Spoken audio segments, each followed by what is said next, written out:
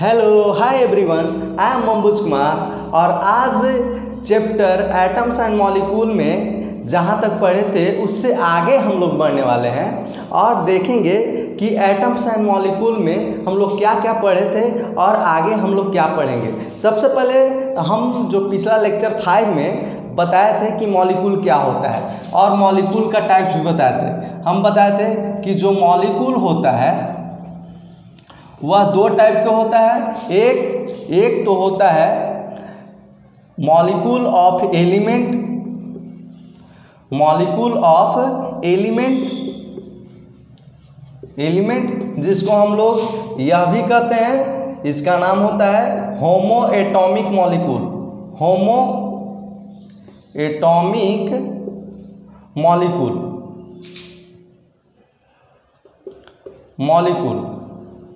और एक और बताए थे जिसका नाम था molecule of compound. Molecule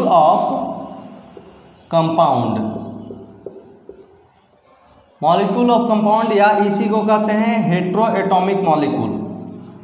heteroatomic molecule. अब यहाँ पे हम बात करते हैं कि होमोएटॉमिक क्या होता है। तो ऐसा मॉलिक्यूल जिसमें एटम सेम हो, यानी सेम टाइप के एटम से मिल करके जो मॉलिक्यूल बनेगा वह मॉलिक्यूल ऑफ एलिमेंट कहलाएगा या होमोएटॉमिक मॉलिक्यूल कहलाएगा।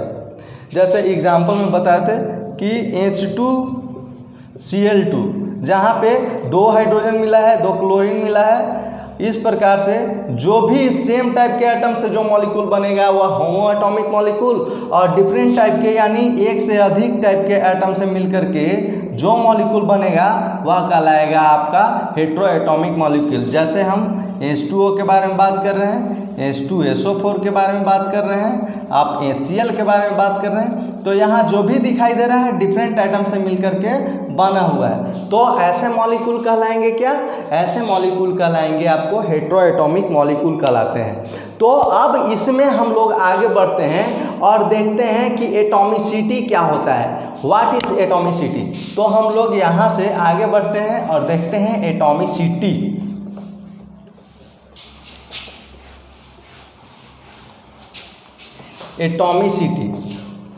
एटॉमिसिटी किसी भी मॉलिक्यूल का होता है, इसलिए हेडिंग में हम लोग डालेंगे क्या? Atomicity of molecule. Atomicity of molecule का एटॉमिसिटी क्या होता है, यानी आमतौर पे बात करें तो हम जानना चाह रहे हैं एटॉमिसिटी। तो किसी भी मॉलिक्यूल में प्रेजेंट एटम की संख्या, कितना नंबर ऑफ एटम किसी भी मॉलिक्यूल में प्रेजेंट है वही हमको कहलाता है एटॉमिसिटी। जैसे एग्जांपल में हम बात करते हैं कि यदि हम बात करें O3 तो यहाँ पे नंबर ऑफ एटम कितना है? नंबर ऑफ एटम्स है अपना 3, यानी O3 का एटॉमिसिटी कितना हो गया? एटॉमिसिटी हो गया 3। तो यह कहलाता है, यानी किसी भी, जैसे अब बात करते हैं कि H2O में तो यहाँ पे हाइड्रोजन 2 है, ऑक्सीजन 1 है, यानी टोटल एटम की संख्या कितना है? 3 है। तो यहाँ पे नंबर ऑफ एटम H2O में कितना प्रेजेंट है? 3, इसलिए एटॉमिसिटी इसका 3 होगा। तो एटॉमिसिटी क्या होता है कि किसी भी एटम या किसी भी मॉलिक्यूल में जितना नंबर ऑफ एटम प्रेजेंट होता है उसी को हम लोग एटॉमिसिटी कहते हैं। तो एटॉमिसिटी क्या होता है, डेफिनेशन जान लेते हैं कि क्या होता है एटॉमिसिटी ऑफ मॉलिक्यूल। तो हम कहेंगे the number of atoms present in molecule. The number of atoms present in molecule is known as the number of atoms present in molecule is known as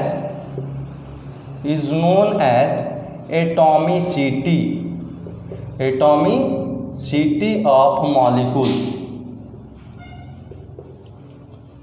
atomicity of molecule example में हम लोग देख लिए कि यदि हम H2O के बारे में बात करें तो नंबर ऑफ एटम कितना है, नंबर ऑफ एटम्स 3, इसलिए एटॉमिसिटी कितना हो जाएगा, इसको एटॉमिसिटी हो जाएगा इसका 3।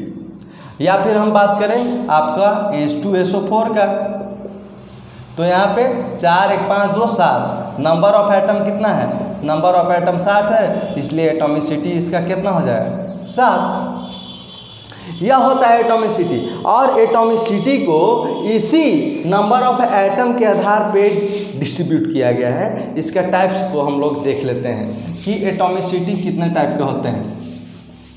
तो types of atomicity, types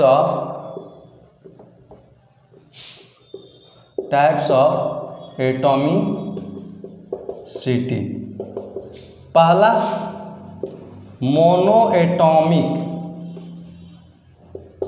molecule, mono atomic molecule, और दूसरा होता है di atomic molecule, die atomic molecule,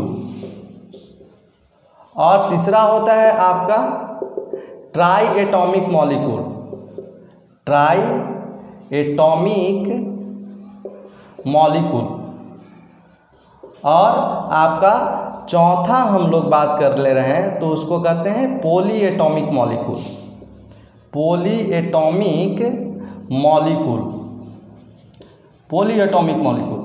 जहाँ तक हम बात करते हैं मोनो एटॉमिक मॉलिक्यूल, तो मोनो एटॉमिक मॉलिक्यूल में वैसे एटम्स के बारे में हम बात करते हैं या वैसे मॉलिक्यूल के बारे में बात करते हैं जिसमें एटम्स की संख्या 1 होता है।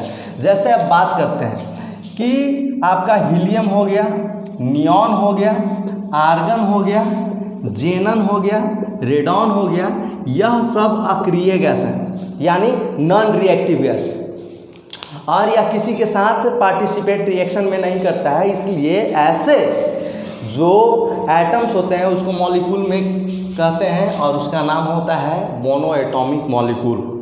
और हम जनरली सोडियम को भी या जितने भी एलिमेंट हैं उनको भी मोनो एटॉमिक मॉलिक्यूल कह सकते हैं, जिसमें एटम्स की संख्या कितना हो 1 हो, यानी इसमें नंबर ऑफ एटम कितना होता है, नंबर ऑफ एटम कितना 1।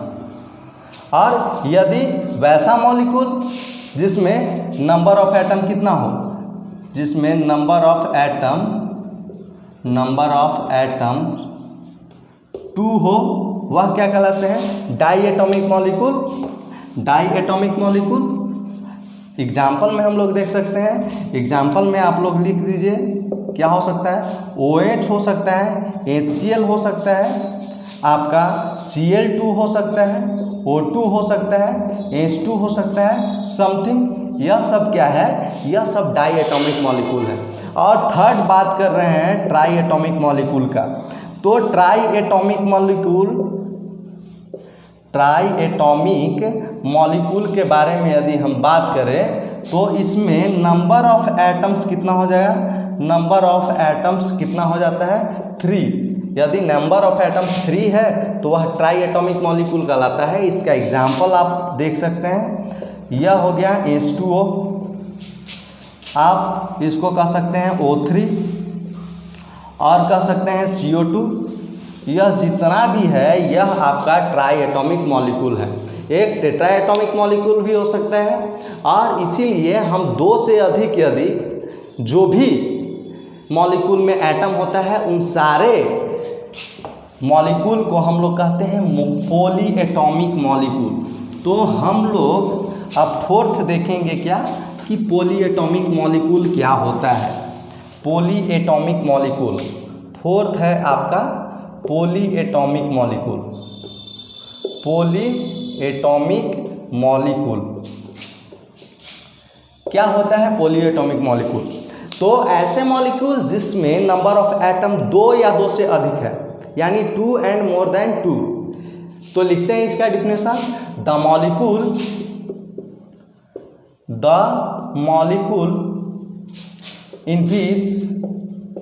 in which 2 or more than 2 atoms are present